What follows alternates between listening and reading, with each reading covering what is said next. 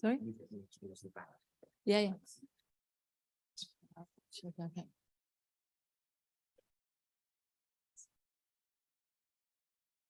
Good afternoon, everybody, and a very warm welcome to our in-person audience and to our online audience for a really special event, because today we're launching a wonderful, wonderful new book. The book is called What About Us? And it's about global perspectives on religious inequalities and development. And it's one of actually several final outputs of what has been an incredible consortium hosted at IDS, but with partners around the world, the Coalition on Religious Equality and Inclusive Development. And what the book does is to explore how religious equality can become a reality for those particularly who are living unmarginalized by mainstream society and politics. And I think it's a really good example of what CREID has done so really effectively, which is to take this big debate about freedom of religion and belief into the heart of thinking about inequalities and thinking about development, really putting religious inequalities on the map as one of the key axes of inequality that we need to take into account alongside economic inequalities, social inequalities, environmental inequalities, and others. And what's more, and I think as this book explores, it shows how religious inequalities often intersect with all of those others, sometimes to create really difficult forms of marginalization, but also sometimes to inspire activism which moves beyond marginalization and brings people's lives and needs and perspectives to center stage. So the book is amazing. It's full of rich material and chapters and insights of that kind. And I'd just like, before we begin, to offer huge congratulations to the whole CREID consortium, to all the authors in the book, and also especially to the authors who are with us today, who I'm now going to introduce, because I have a great pleasure that we have several people who've been involved in the book, either with us in the room or online. So in order, we're going to hear today from Maris Tadros, who's the director of CREID and one of the chapter authors, and of course, a professorial fellow at IDS. Then we'll hear from Asif Askil, who's online, and he's one of the chapter authors. He's a lecturer at Lahore School of Law in Pakistan. Then we'll hear from Phil Mader, who's with us in the room, who is an IDS fellow and one of the chapter authors. We'll then go back online to hear from Professor Moses Muhumuza, who's at the Universal Institute of Research and Innovations and the Mountains of the Moon University. He's a chapter author. And finally, we'll turn also online to Catherine Thane, who's a peace-building, religious freedom and consciousness policy coordinator, and also works freelance in this area. So after we've heard literally for 5 minutes from each of our speakers, we'll open up to questions and comments from our online audience and from yourselves. Online audience, if you could please put your questions in the Q&A on the Zoom. And then when we get to that point, Gary will read them out. But finally, before we begin, there's another reason why today is exciting, because we're also launching the first ebook that IDS has ever published in-house. And it looks absolutely beautiful. As you will see, there are various copies around the place. It's the first time we've done it. And being an ebook has some hard copies, but it's also available completely free to download from the IDS Open Docs site. And perhaps at the end of the event, Emily could give some indication as to actually how people do that. Okay, so without further ado, let me hand over to Maris to tell us what this book's about and why everyone should be reading it. Thank you. Thank you very much, Melissa. So let's start with the complicated question of what do we mean by religious inequalities? Are we here to defend religions and faith and doctrine? Absolutely not. So if you're here thinking that we are a group that is here to advance a particular religion or religious perspective, I'm so sorry, you are going to be disappointed, because what we are looking at is situations where people who have faith or no faith, who follow a religion or don't follow something that is called religion, but they hold beliefs that they see as sacred. And they feel that because of what they hold, or sometimes without even what holding, they just have a name that is associated with a particular faith, even if they're not practicing. That's enough to expose them to what we call otherization, that society or politics sees them as someone that is not worthy of being treated as equal. And that's where the idea of religious equality came from. It's not equality of religions, it's equality of human beings independently of what they believe or do not believe, to be able to not be otherized, to be able to be seen and treated as equal. And I'm very grateful for all the authors who have contributed to this book, because it's been a very long and tumultuous journey. It wasn't easy, because one of the biggest challenges that we faced was the fact that we didn't start this book with "this is what religious equality on the ground looks like. This is what we are aspiring for." We knew we wanted to see societies that are inclusive, interdependent, diverse, but we didn't really know what does that look like on the ground for people who are struggling, not for those who are enjoying that equality and which manifests itself in equal citizenship and so forth. So it's been a journey in trying to learn from the ground, what does it mean? What does it look like? And we have learned a great deal thanks to the fabulous authors that we have had the privilege of learning from. First of all, we've learned that the term religious equality isn't in use. The term freedom of religion or belief isn't in use. If we're looking at the struggles for religious equality in South Africa or in India or in Uganda, those terms are not terms that anybody on the ground are using. Why are we using them? Because our aspiration is to see an inclusive and equal world.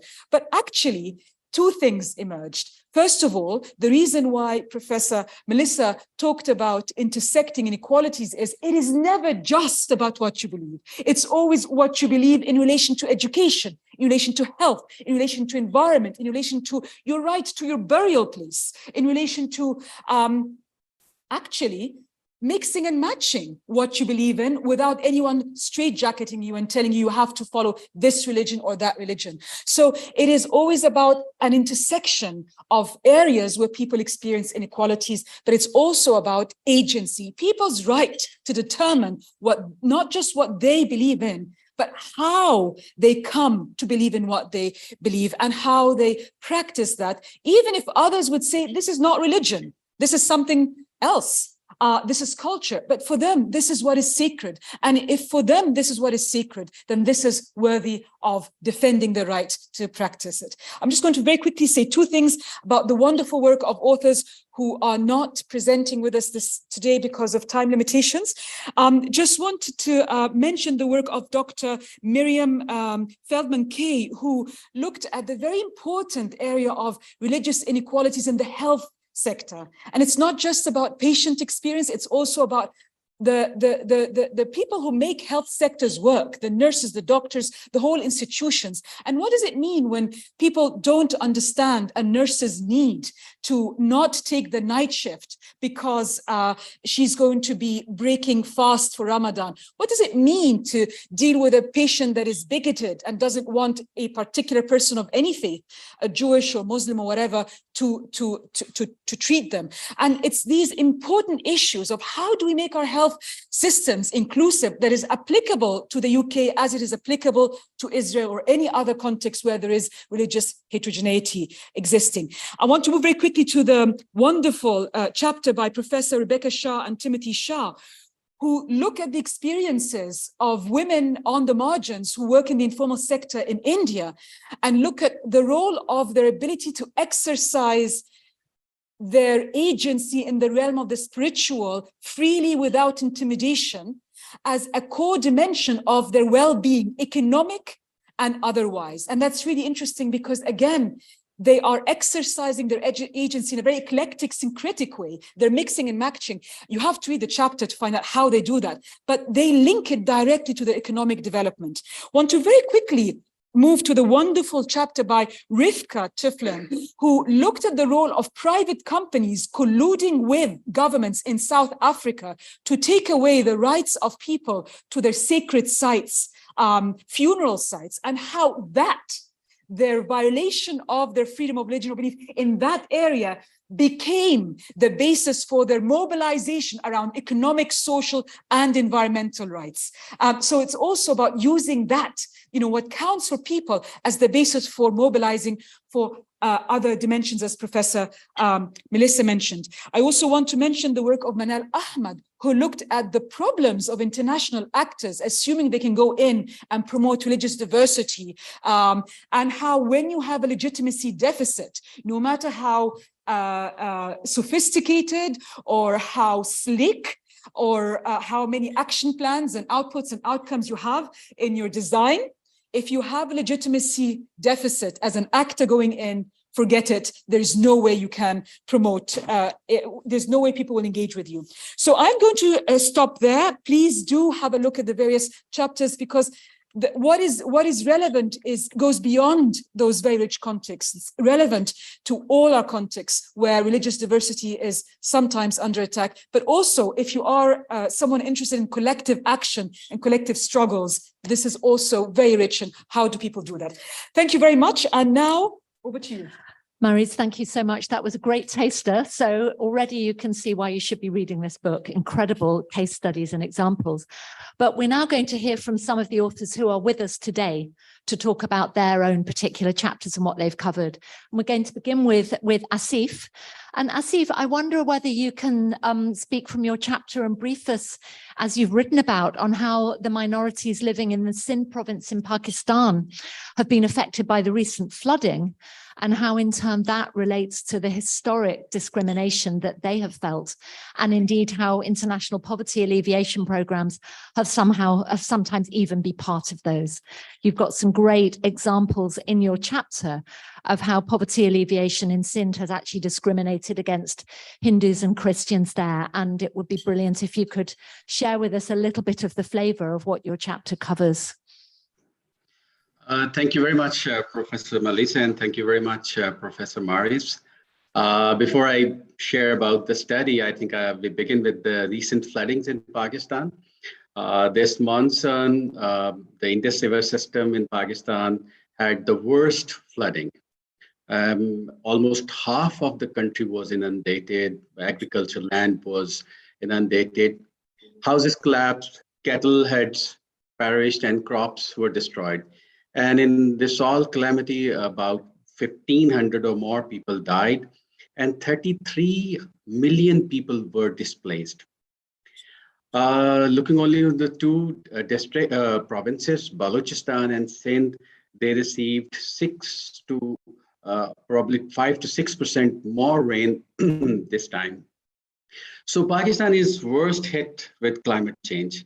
But during this climate change, there is a pick and choose. For example, during the flooding, the most powerful landlords, who were part of the government as well, they were able to illegally divert the water to other people's land in order to save their crops.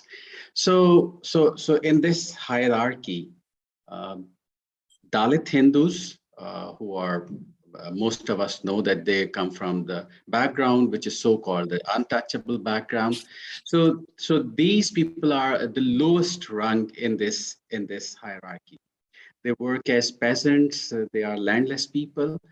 And according to recent Hindu Sindh Foundation, they said that in Sindh, 95% of the Hindu population was affected by the floods.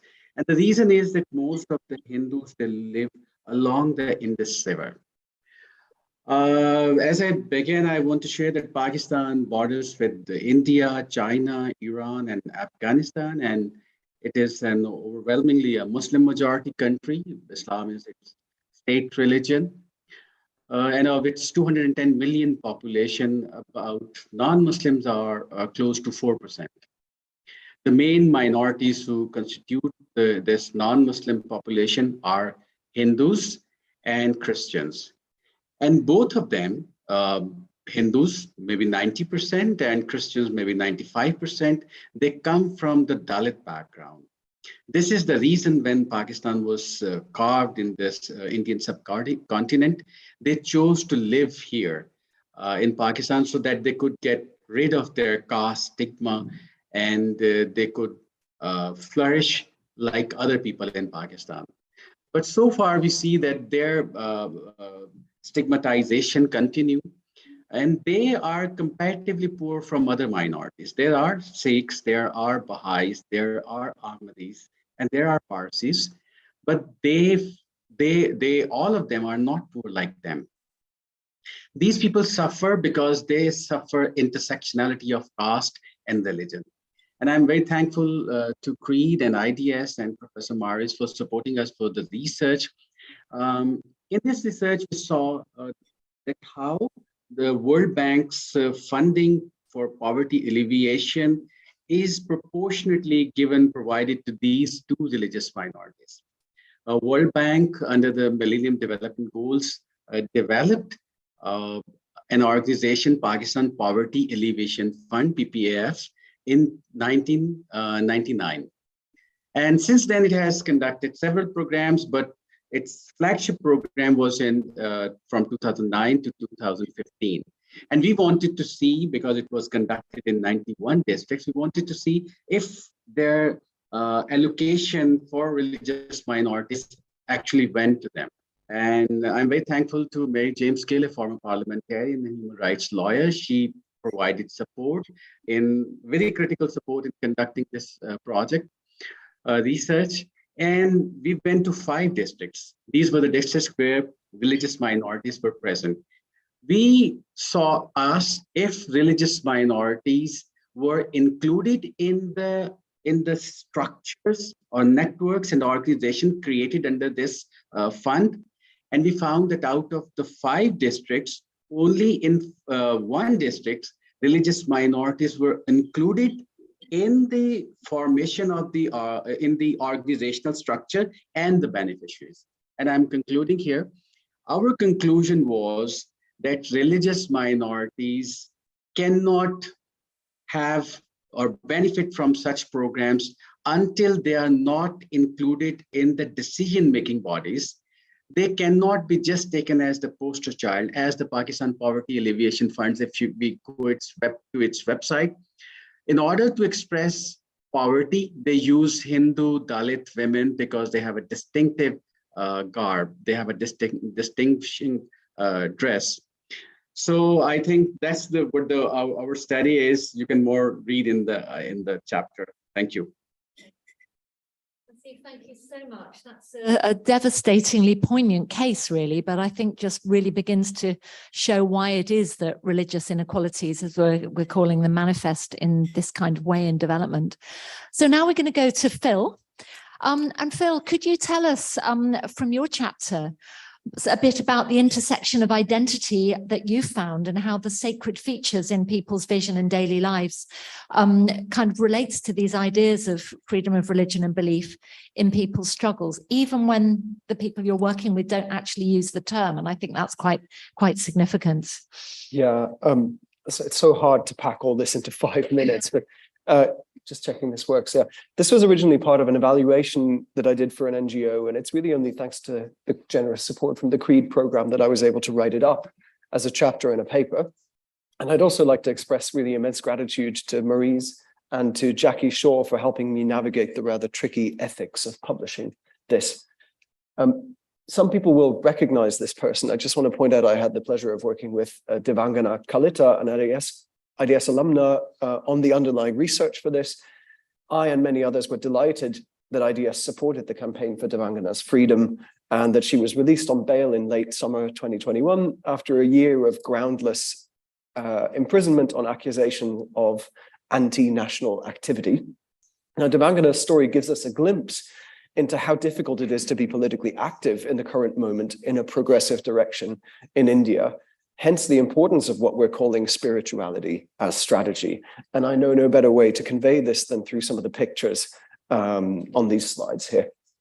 Now, we came to understand how belief in the spiritual, in the supernatural, can bring communities together and motivate a process towards self-empowerment, at least if it's strategically animated in particular ways.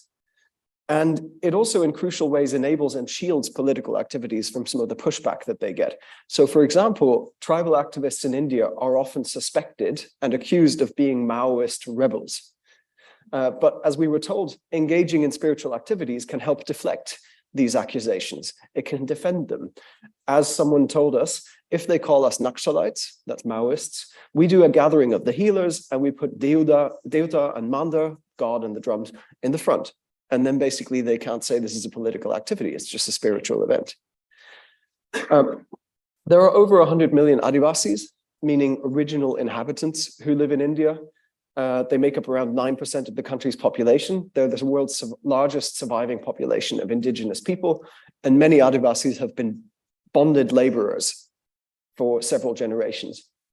Now, what I mean by spirituality as strategy is how Adivasis' traditional beliefs in this program are deliberately mobilized towards fostering self-empowerment. This is the case in the program which this chapter reports on, which consists of interconnected village-level groups in multiple states in India who are supported by several hundred animators working for different NGOs. I have to leave all the details and all the real names out to protect as much as possible the way this program works. So hence on the slides, you won't see any faces except those of members of the research team. Now in the program, people start by saving money and grain as a group. And the aim is just to accumulate savings so that they can escape debt. And the first thing we realized was, how do they actually, with these tiny savings, like a fistful of rice every day, escape debt? You know, intergenerational amounts of debt. And actually the solution is they don't repay the debt. They liberate themselves by taking away the moneylender's capacity to make them work for starvation wages. And at the end of this self-empowerment process lies the goal of reclaiming lost tribal land, because owning your own land is the key to survival in rural India, to any sort of self-determined life in rural India. And if it all goes well, after 10 to 15 years of being in this program, they will have obtained a legal land title under the Forest Rights Act, which is a law that was passed in 2008. Now, groups have to demonstrate that they are using the land and that they're economically dependent on it. So they have to first encroach on land and claim it as theirs. And that's a hugely risky process. And actually, in fact, one village that we visited, which was just near the beginning of the process, was attacked and burnt down by local landowners on the day of our visit. And in other places, members of the program have even been tortured and murdered. So how is religion a strategic enabler of getting land? The program calls this cultural spiritual reconnection. And this involves reinvigorating things like traditional dancing, drumming, chants, prayers, herbal medicine, ancestor spirit worship, and enjoying homemade drinks such as mahua wine, which I'll admit did not become my stomach very well. But why would all this be the route to gaining land? So firstly, apart from it just really being clearly pleasurable for people, we could see, that they were enjoying traditional cultural spiritual practices. But from the perspective of an outsider, it was much easier to understand how in three practical ways, spirituality was made to be strategic in this program. And the first is by providing a motivation and a positive ideology to rally around. So for example, in this village that was attacked, we witnessed after the attack the next day, a program animator having a disturbing spiritual experience, a breakdown, which other animators declared as being possessed by spirits. So they brought together the healers in the group and used this as an opportunity to strengthen the group's resolve for action. So spirituality provided collective strength on this occasion. And it's also worth noting that Adivasi spirituality is much more gender equal than Hindu tradition is.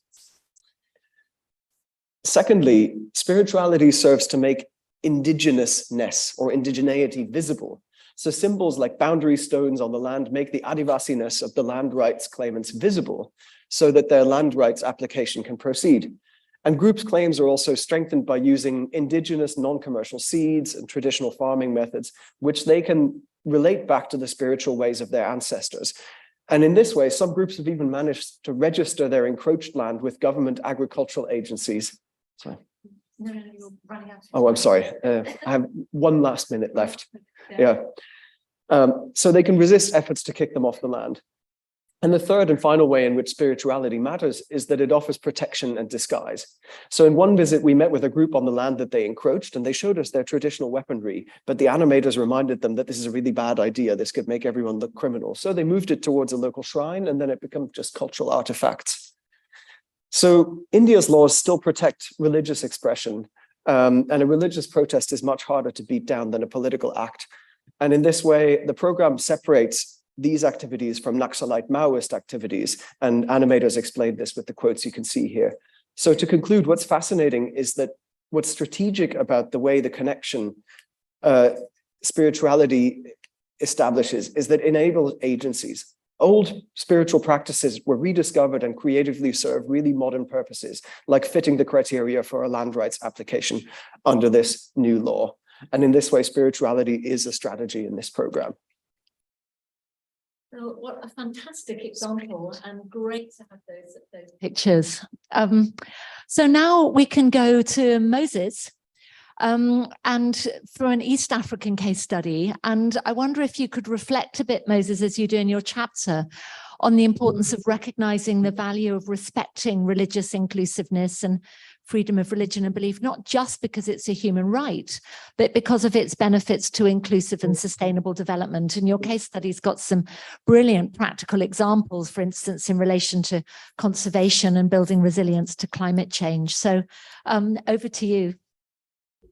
Yeah, thank you very much, Melissa and Maris and the other members attending physically and online. Yeah, basically, I'd like also to introduce that my co-authors are also available online. That is Dr. Mark Akawa and Professor Tom Van Wink.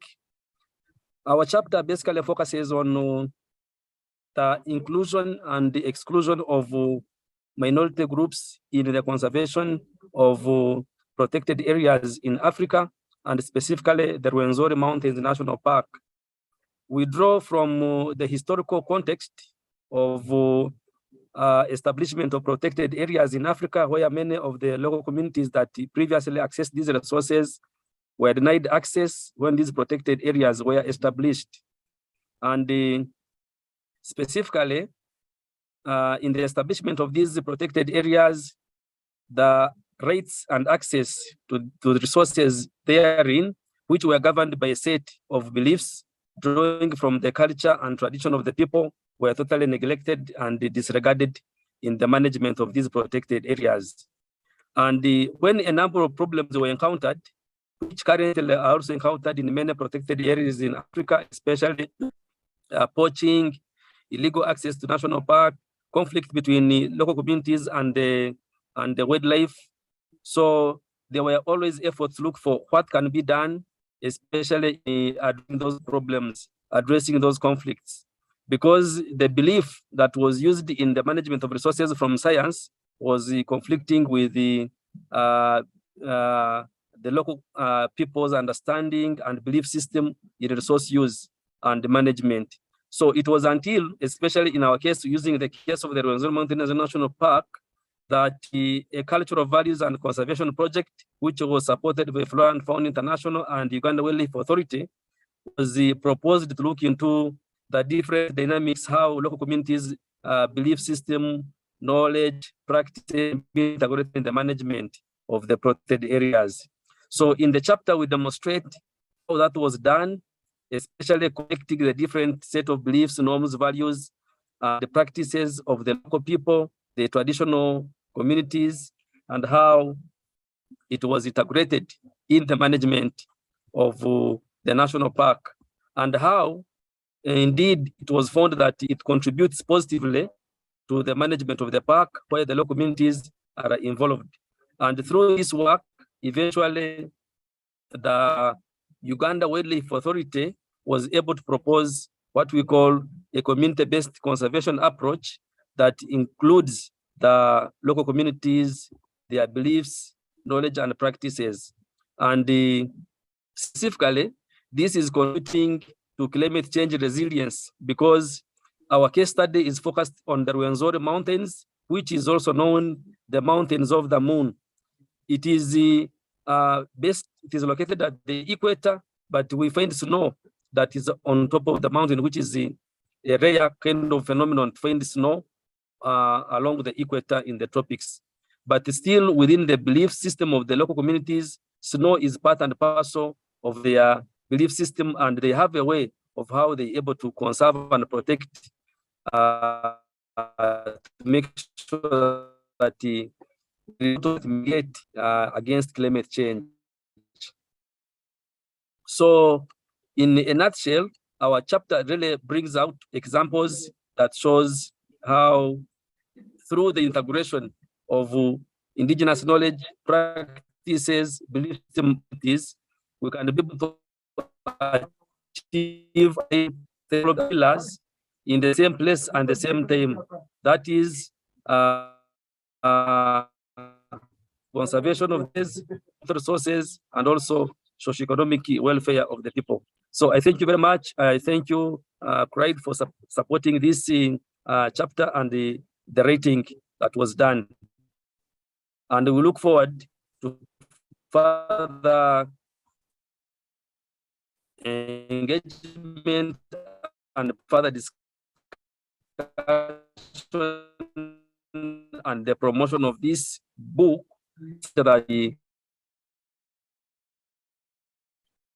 Wonderful. So I think we might have lost the connection a little bit, but I think Professor Moses had come to the end, another really interesting chapter. And then finally, this brings us to the question that I think Kat is going to help us with. Why is it that we hear so little about these intersections of religious discrimination with socioeconomic, political exclusion, environmental exclusion in the scholarship around marginalized people's struggles? Tell us a little bit about the argument you make in your chapter about why these things actually need to be so central to development. Thank you. Yeah, thank you so much. I'm really, really pleased to be here with you all. And perhaps actually that's exactly where I can start, why it is so important, and then have a little look at what might be some of the reasons why it's not quite matching up between peace building, development, human rights, and other fields that look at socioeconomic exclusion and religious discrimination. What's going on there? So why is it important?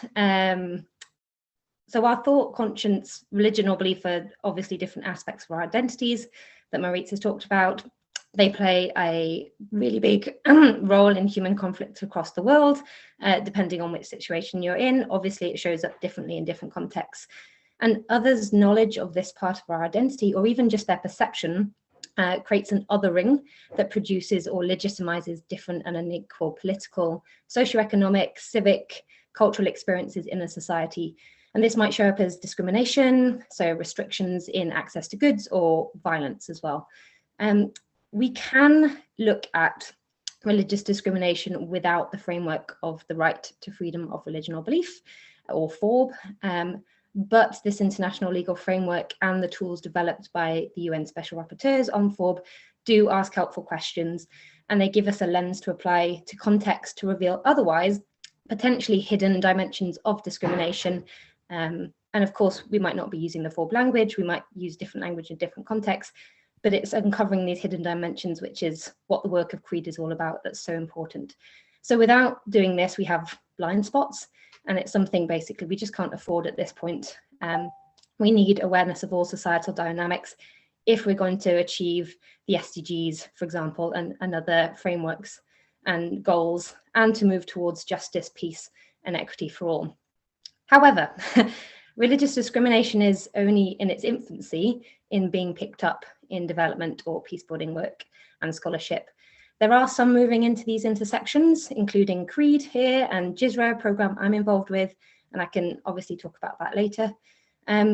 Although development and peace building work does inherently engage with social, economic, political, civic, and cultural inequalities and the violence that's experienced by people, including because of their religious or belief identity, this work hasn't tended to focus on religious inequalities per se, and nor is it understood how religious or belief identities link with experiences of inequality.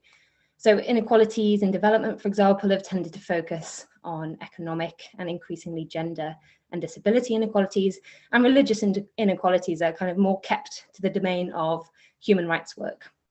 So some development organizations, I would say, are increasingly sharing their religious identity or working with religious networks, but of course, and some are moving away, but of course, working with religious actors in itself doesn't inherently lead to looking at different socioeconomic exclusion based on religious identity and finding patterns and solutions to societal issues.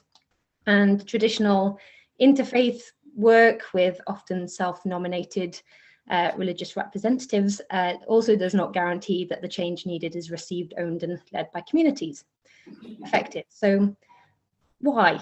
Let's come to that key question. Why practically might some of this be happening? Some of the answers seem to be in theory and practice, that there's just a lack of consensus or nervousness on the role of religion in development and peacebuilding theory and practice, based on perceptions, realities. Of course, religion can be used for conflict and to justify it, but everyone's thought, conscience, religion, or non-religious beliefs frames their engagement with the world and supports their own transformation as well. So it is really important we do look at it. The development, peacebuilding, and the human rights sectors have also developed in silos.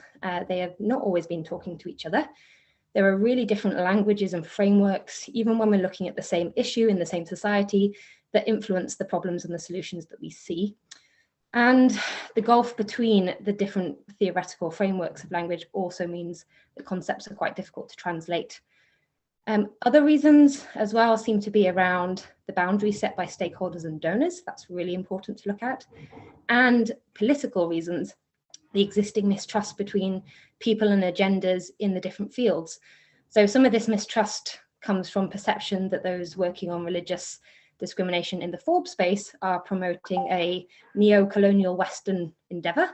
And while this fear is really understandable, it's not Forbes' design. Although it is true that development and peacebuilding are much further ahead in leading from non-Western countries, as we can see today. Also, there is a fear that Forbes supports patriarchal systems. And as Maurice has said, this is not what Forbes protects. This is not what it's about. It's much deeper than that. So taking a step back and looking forward, we do need to acknowledge that all of these different sectors have developed primarily in, the theory at least is developed primarily in Western nations and spaces, and studying problems that are not often our own.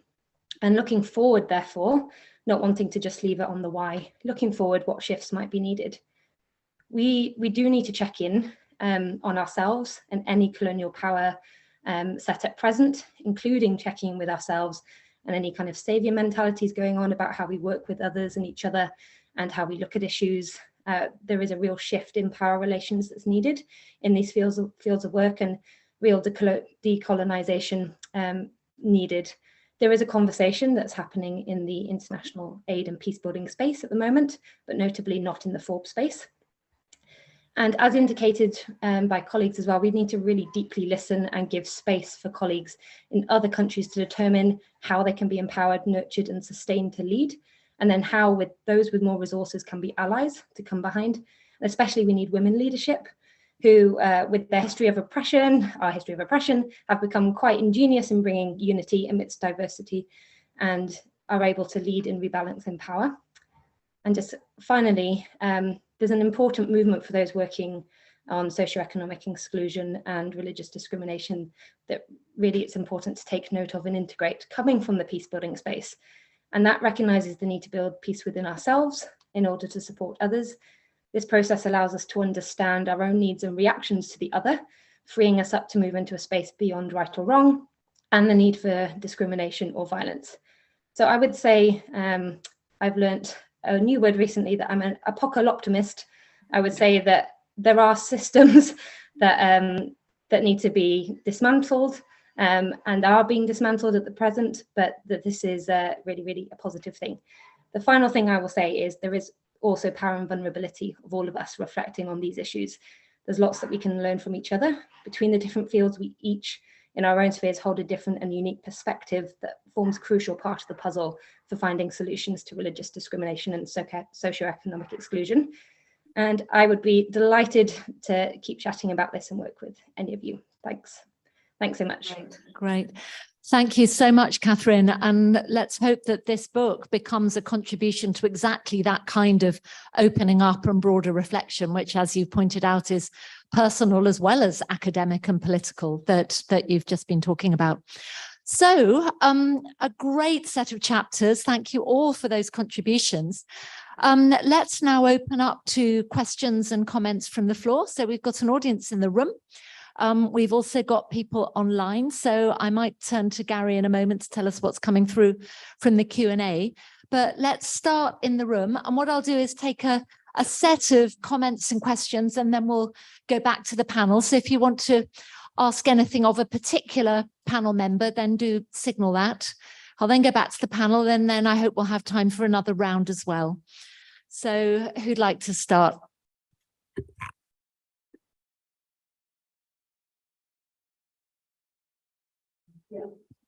Okay, thank you. Thank you very much. This is great, fascinating. Congratulations. And thanks to all the presenters, fascinating case studies. So I'm working on a sister program here at IDS, Countering Backlash, and some of the same countries. We're looking at backlash, anti-feminist backlash across the world. And within that, of course, religion is one of the things that is at stake and comes into play very much. I really like your framing of religious freedom and of belief, and listening to the different case studies. What struck me as a resonant theme here is othering and otherness, and in particularly around religious minorities. And what we're finding in terms of backlash is a kind of religion featuring very increasingly prominently in this majoritarian, and I think I read a quote from Maurice here somewhere. I can't find it right now, but this kind of majoritarian identity, national identity, as homogenizing national identity. So we're finding backlash being rooted in symbolic sites of the body, the family, and the nation. And in the case of India, for example, and minorities falling outside of the Hindu nation, which is based on religion and culture. And similarly, in other countries, including Uganda, I would imagine. To what extent do you come across or reflect on or engage with the other side then of religion, or freedom of religion and belief, since some of the kind of anti-minority or anti-rights forces are appealing to freedom of religion and belief? For example, the Vatican has been very active for decades in the rollback of women's rights to reproductive health and rights, abortion included. So how does that come up in your work across the different countries? Thank you. Great, very good question. So should we go to the back there? Yeah.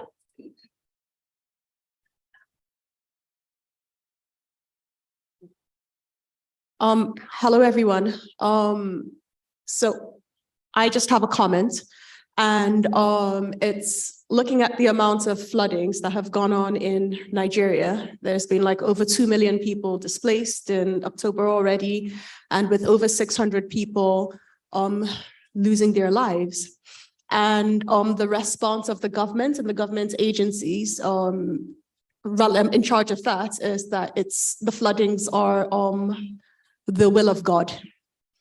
And in saying that it's the will of God, it is absolving itself from, from any obligations. So there's the people who are helping out are like, CSOs, private individuals. The government has literally stepped back and said it's the will of God.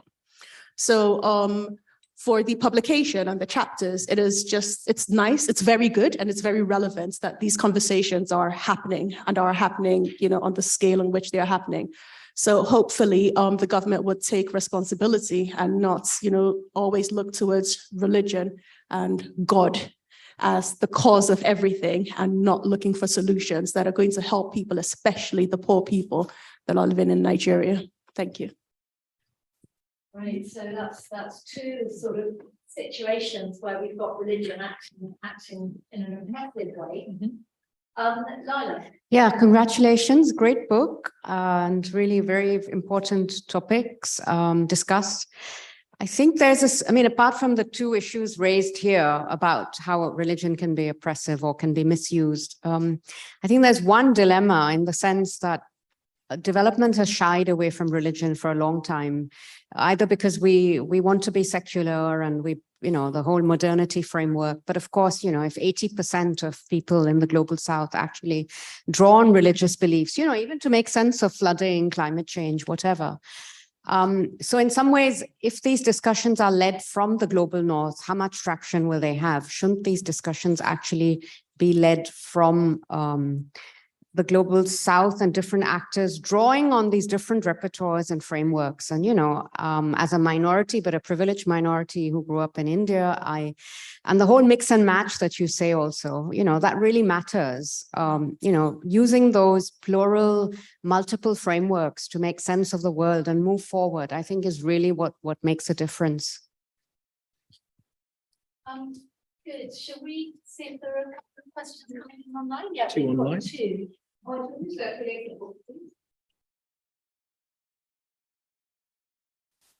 Sorry, circulate the. Yep, we can definitely do that. So yeah, Gary, what's coming through? So this is to Asif. So when the country needs help by emergency or cooperation, what kind of features does each actor, UN, United Nations, NGOs, have in their activities? Who shows the direction to achieve local needs? And if the government handles all recovery support, how can the international organization support social minorities who got damaged? Okay, so I'll come back to you in a minute, Asif, for that one. And let's just hear this other question from our online audience. This is from Mark Kawa. Thanks to all of us for this great publication of the ebook. My question is about what specific action plans and points will CREID take to go beyond the publication so as to realize religious equality? I know this is not a one-time event, but one step after the other. Okay, great. So that's a good set. We've got some about the ways in which religion can hide or oppress struggles. We've got some questions about, in a sense, whose right to speak out and the plurality of frameworks.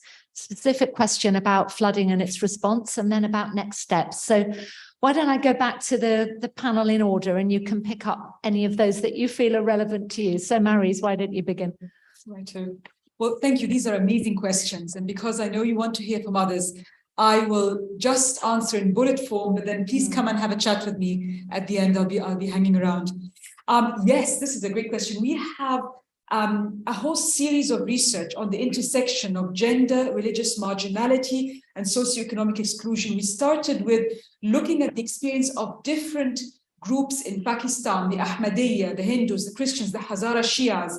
And we're about to launch, actually next month, a report that looks at the experience of women who belong to the Sabians, the Shabak, the Kakayi, the Yazidis, the Assyrians, the Chaldeans in Iraq, and then another report that looks at the configuration of ethnicity, religion, and geography in Nigeria. So it's at the heart of our program, that it's not just research, it's also a lot of action projects that we've implemented on the ground, which you can get on the website to see what does it look like in terms of these struggles. But I want to go back to a really, really important issue of the indivisibility of rights. Surely if we are promoting the rights of people who have experienced targeting on the basis of religion or belief, could we be inadvertently also promoting ideological movements that circumscribe rights, such as women's rights? And I think this is where it's really, really important for us to go back to what are we doing here? We're looking at individuals who, through no fault of their own, they're maybe born into a community which follows a certain religion, are being targeted, but we cannot hold them responsible for the doctrine of the religion which they support, because in many contexts, people don't even have the freedom to leave that religion. And I think it's really important. I just want to give a parallel comparison. Are we only going to promote the rights of indigenous people when they have full respect for children's rights, because rights are indivisible? Because if that is the case, then people are going to lose their land, they're going to lose their rights to their heritage, they're going to be erased because they don't meet our list. The second point is, we cannot emphasize enough that this program does not work on the defense of religious doctrine or theology or ideology. We work on the rights of people who are being targeted because of who they are. And I'll end on a very funny anecdote on that, because in the Home Office, I'm sometimes being called on cases of religious people seeking asylum. And they thought they'd be very clever by asking these very sophisticated questions, theological questions, to people who are coming seeking asylum on the basis of persecution. And in many cases, some of these people haven't even been to the place of worship on a frequent. They don't know the doctrine, but they know that because they happen to have the wrong name that associates them with a certain group, that is enough for them to be targeted. And that's what we're dealing with here. People who, through no fault of their own, are being targeted because of this.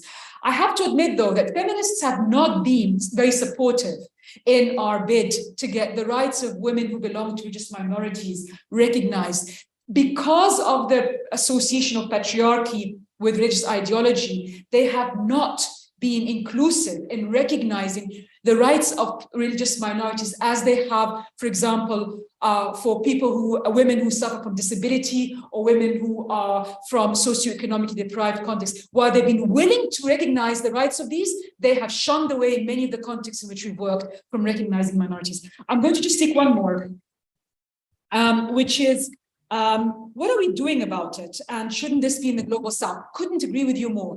So what we are doing about it, or we're attempting to, is that we partner with individuals and groups. These include youth movements, sometimes women's movements, sometimes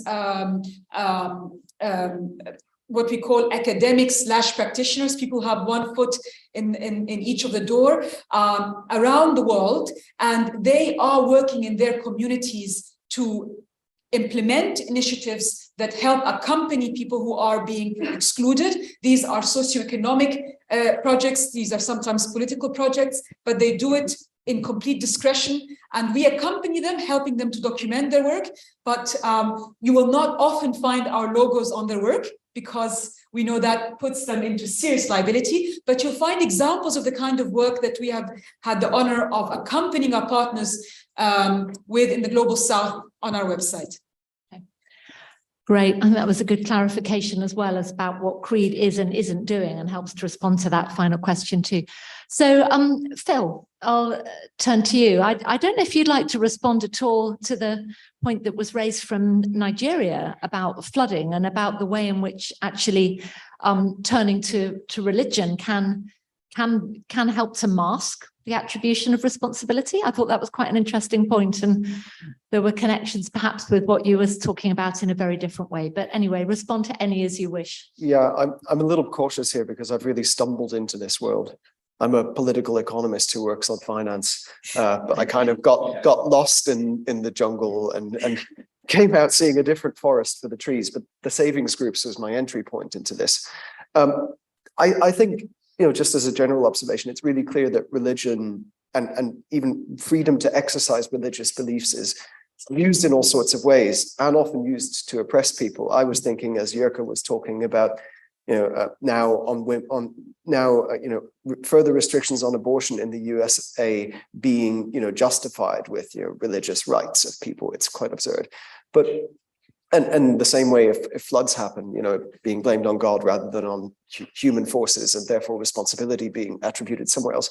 But I'm also in a little bit of a super privileged position here in terms of being able to present an outlier case where actually for once it seems like religion and spirituality have actually served somewhat more of an anti-oppressive and more progressive purpose. And I know that's linked to all sorts of idiosyncrasies of the Indian context, the Indian cultural context, as well, historical context, even the current Indian legal context that enables, that sort of links land rights to the expressions of particular spiritual identity.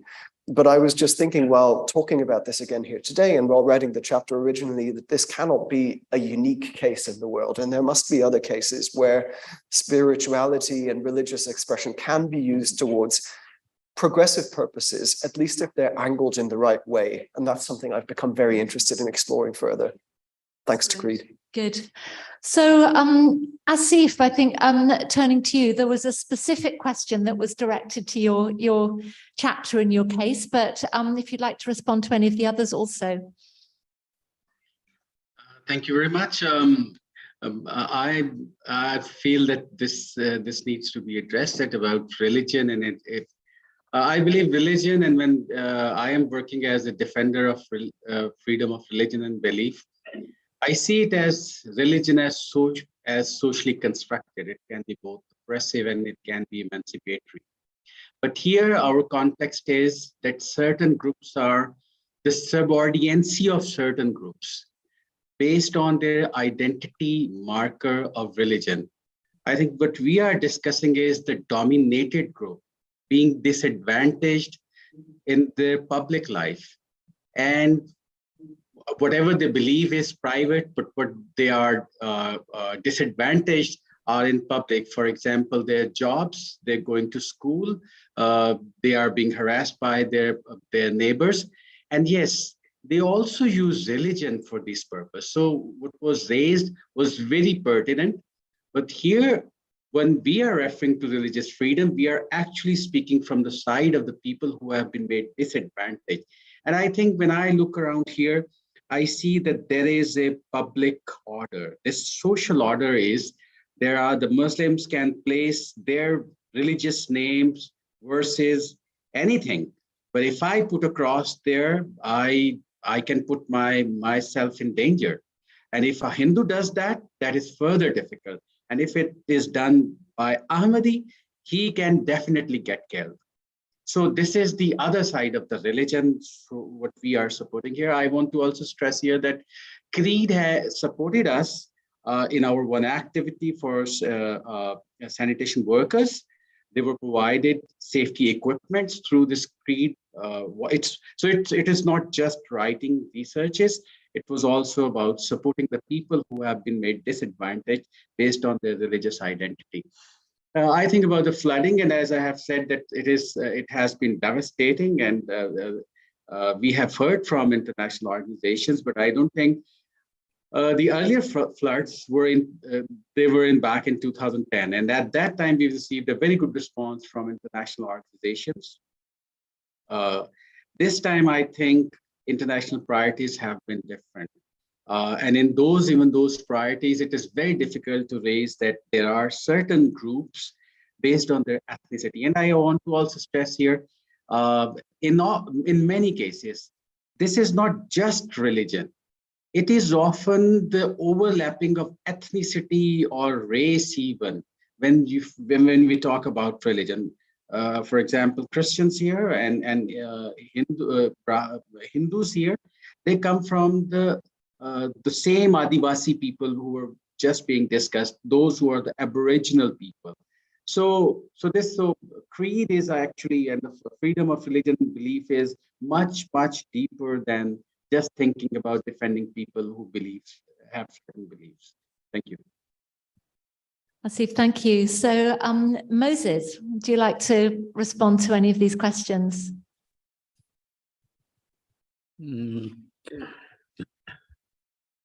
Yeah, thank you. I think I didn't have a particular question, but based on the submission of the participants on two things. One, the involvement of the Global South in this discussion. I think this creates an important space. The first thing is really to know that there is a space to discuss this, and for people to understand that actually sometimes the marginalization and the disenfranchisement based on their system of belief, based on their culture, is not good, and also to create an alternative mindset. Because also this one, it comes right from the colonial past of Africa. And of course, the education system eventually has entrenched a number of belief systems and mindsets whereby people take certain things for granted or accept certain designations and take it as normal. So I believe that through more discussions, more engagements, through this kind of publication, people are able to really understand. And this one brings me to the part of our chapter about the role of the minorities and the cultural minorities and belief minorities in climate change issues. We demonstrate that actually, even though sometimes some of the belief systems that the indigenous people hold are not taken to be scientific in nature, when we really study and consider them, we find that they can make a contribution to addressing some of the challenges that we have. It could be in climate change, it could be in natural resource management, as demonstrated in the chapter, or it could be in terms of floods. So that is what I wanted to add, that these spaces which present an opportunity for discussion of these issues is a first step towards really understanding and unpacking some of the issues that we bring out. I also agree with the input of other panelists that these issues of minority rights, they are actually intricate in nature, and they really need to be also understood from a case-by-case basis and based on the communities that we study. And that's why the case studies that are presented in the book are very important, because they show a different setup of understanding and different approaches, different mindsets and interpretations that people give towards the minority religious groups and the minority rights. Yeah. Great. Thank you. No, that's brilliant. And Catherine, any responses from you to what we've heard so far? And then we'll have some other questions. Yeah, thank you. Really grateful for the wisdom of my colleagues. Yeah, the first two questions, I think it's really important. Religion is used for harm, and it is used in the Forbes space. There's lots of different entry points from which people come from, sometimes to protect their own.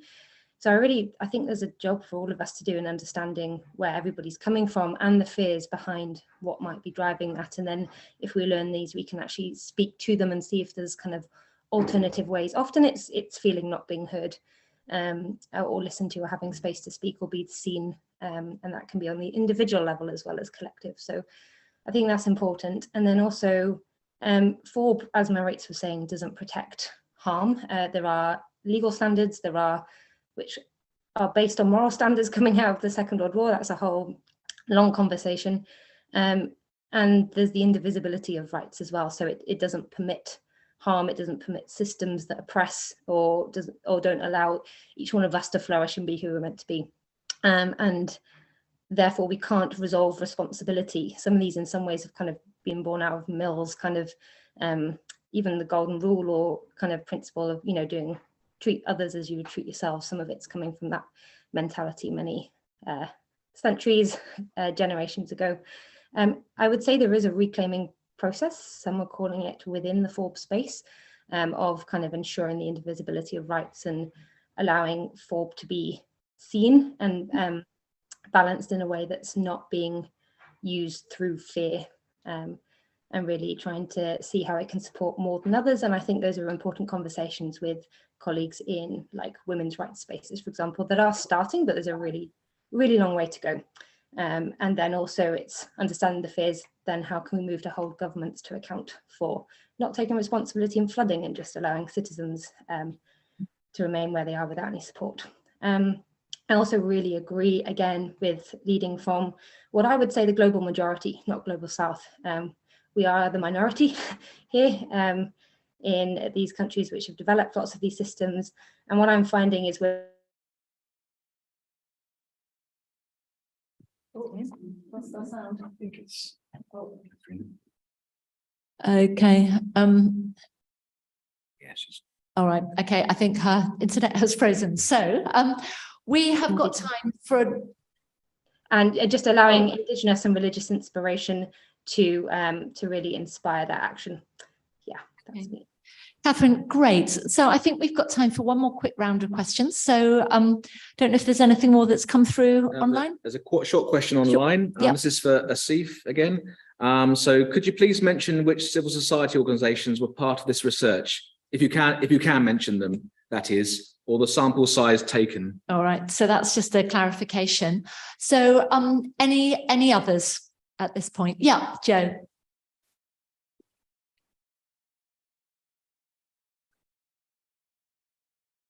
Thank you, Kat. Thank you, everybody. What a fantastic session this is. It's really, really inspiring. And I guess having also worked with Mariz, a little bit like Phil, come into it from a different space, but not such a different space. I wanted to really just acknowledge the importance of thinking about freedom of religion or belief as part of an of understanding of intersectionality, something I've been working on, and it really brought clarity to me about how we do have a blind spot in development about religion and belief, and we find it uncomfortable. We don't acknowledge it often, and it is fundamentally important.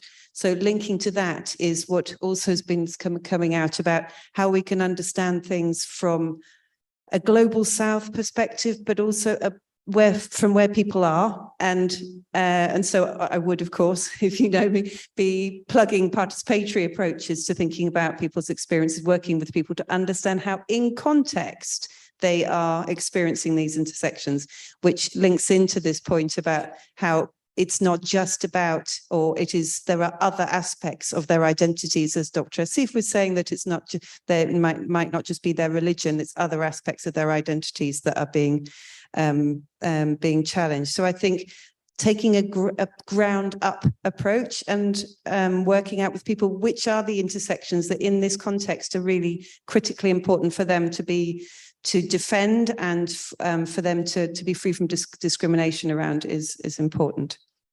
So thank you. It wasn't really a question, it was more an appreciation. But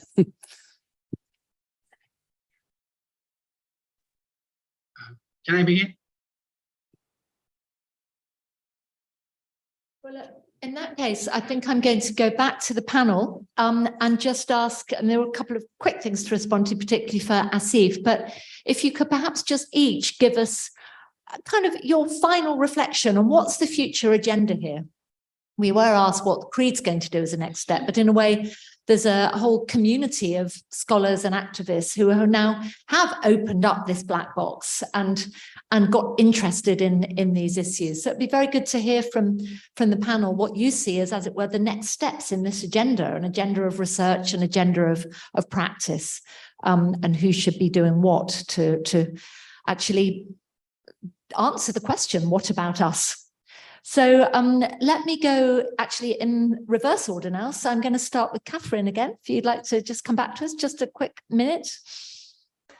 Yeah, I think I covered at the end of what I was saying, three things I would say I'll be focusing on and would love to join with others.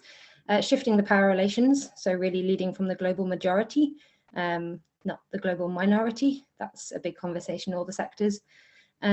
Building peace from within ourselves and that movement, and supporting our colleagues to do that so that they can move beyond, we can all move beyond the need for violence and discrimination. So it kind of deals with the topic itself and why we keep seeing it.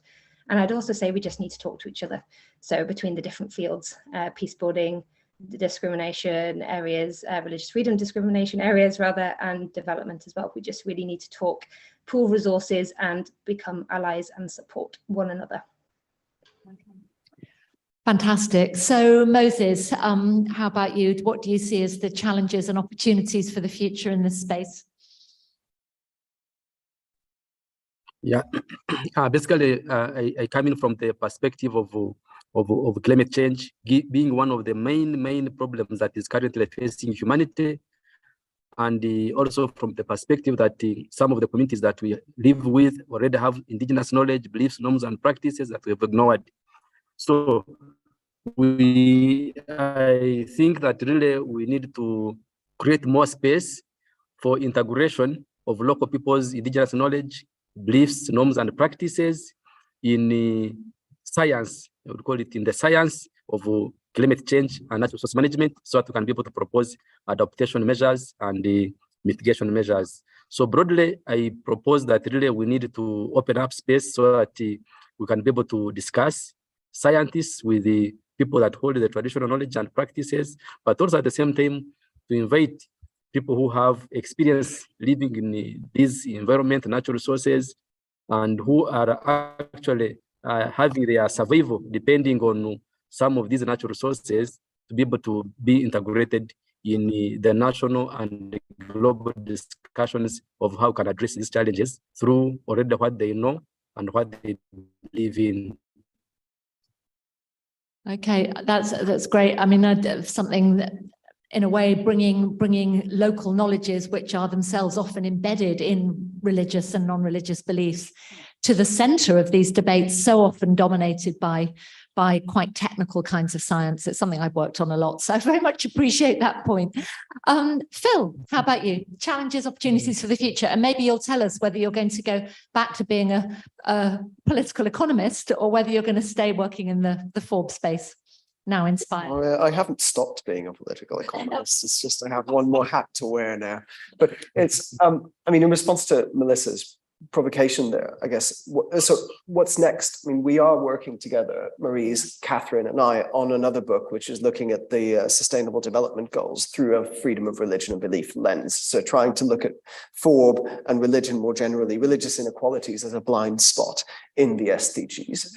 So that's perhaps a way I can be a political economist and someone with an interest in this. And beyond that, you know, recognizing that this is an intersecting inequality dimension, you know, as I think we all should be trying to be less gender blind, not gender blind at all, not racially blind in the research we do, to be open and attentive to the ways in which religion matters in the different forms of development that we look at is something that I really want to do for myself going forward.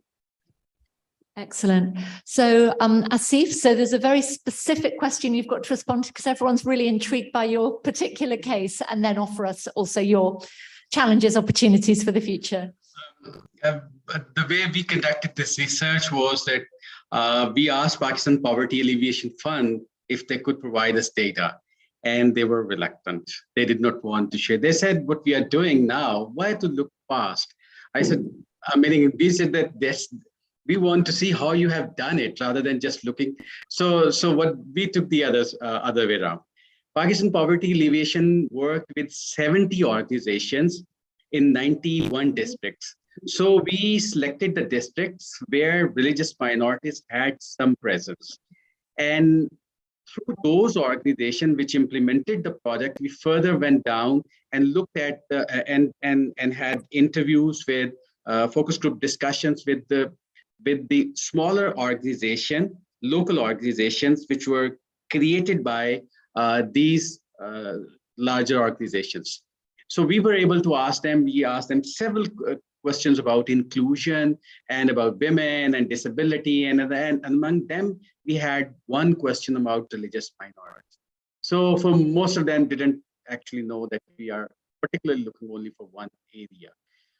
That's how we were able to gather some data on it. It was the first-hand data, and despite the fact there was COVID, we were able to work on it.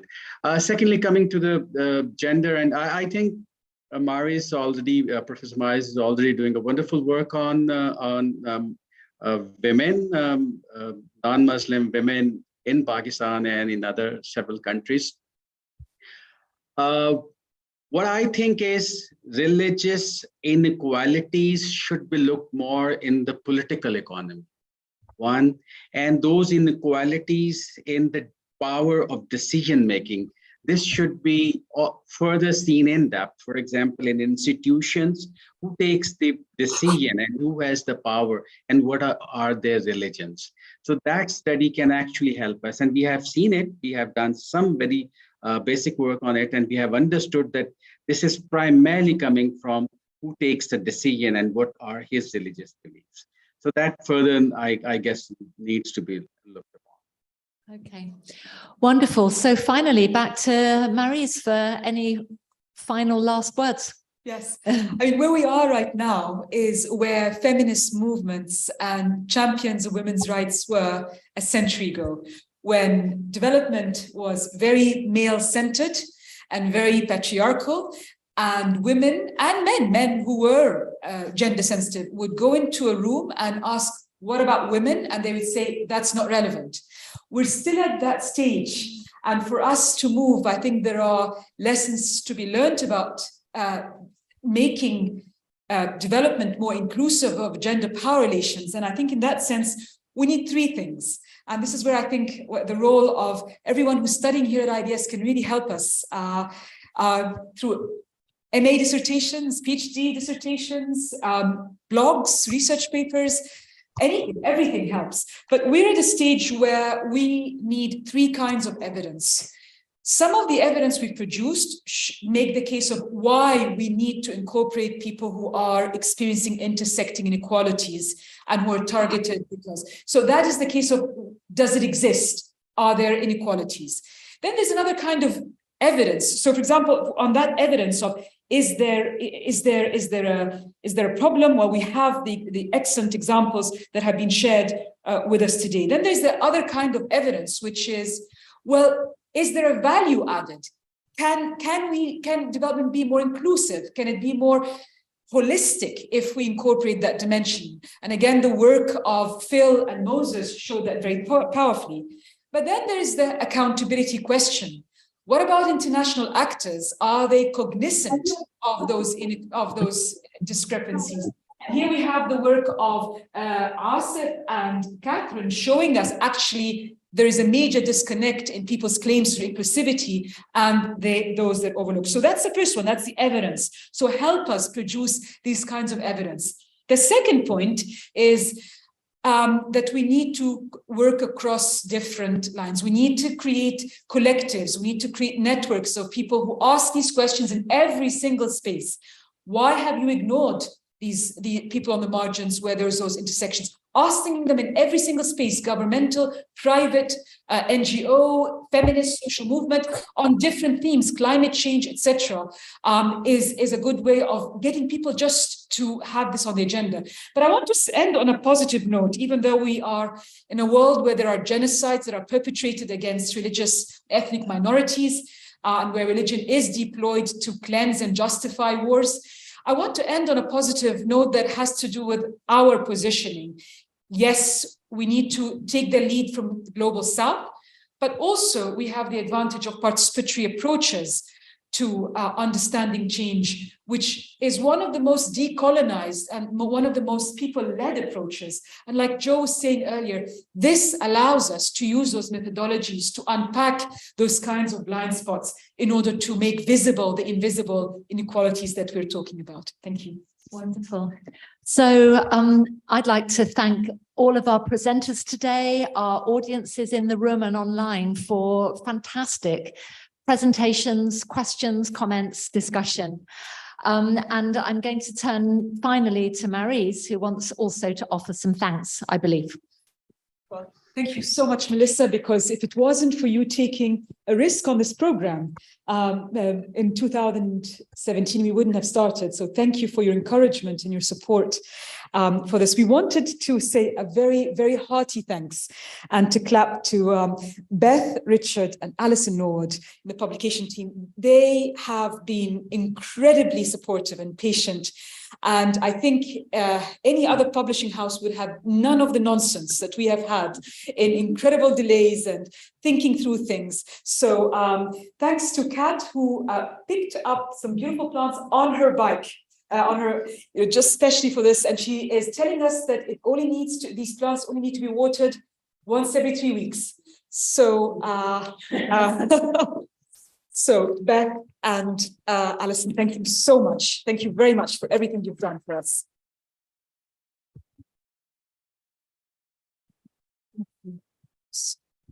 Wanted to say an enormous thank you to Kat Cheeseman for this publication, because I think many of our authors remember her messages, her support, her accompaniment, and this book would not have seen light without her. So thank you, Kat. Thank you to Lasser, who isn't with us, but who had contributed to earlier edits of some of the chapters. An enormous thank you to the CREID team, because this is a publication that, for it to happen, has involved a collective effort. Thank you to Sue Shermer, who is the program manager for CREID. Thank you to Emily, who leads on comms. Thank you to Lou, who isn't here, but who supports contracts. Thanks to also to Lena. Thank you to Gary for always supporting our events. We really appreciate it. So thank you to members of the CREID team, but also members of the IDS team who have made this happen. Thank you very much. I wanted to say a special thank you to the FCDO and to Mike Badcock and Stuart for their support and their encouragement of these publications. Very quick thank you to members of peer reviewers, Professor Catherine Marshall, Professor Steve Abba, Professor Alif Nilsson, Dr. Shandana here from IDS, Mazhar Siraj from the FCDO, and Jeremy Barker from the IDS community. An enormous thank you to Robert Chambers, Professor Robert Chambers, Professor Nazila Ghania, Professor Michael Wilcock, and Professor Catherine Marshall from the advisory group. And an enormous thank you to everyone who has contributed to this book, because it wasn't the easiest of journeys in starting with what do struggles look like on the ground and taking that as a starting point. So thank you to all, and once again would like to thank you for coming and showing interest, and hope it is relevant to if you're here in IDS for a year. I hope it becomes somehow relevant to your journey here. And for those that have joined us online, an enormous thank you for being with us. And we will send you the copy of the book, Open Access, the ebook ASAP. So thank you for everyone. Thanks for joining us. And thank you again, Professor Melissa. Thank you very much. Bye. Yeah, so where is the book? It's an ebook. So that's the whole idea, is that you can download it for free. It's available on the IDS website and on the CREID website. It will literally be the sort of headline banner when you go on our homepage. If you have a device, you can download it as an e-publication. We've got some guidance on EPUB software.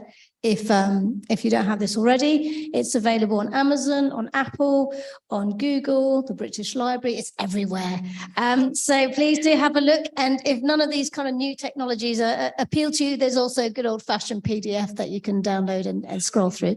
So yes, do have a look. Do get your copy and enjoy the reading. Available everywhere. Enjoy, and thanks everybody once again. Great.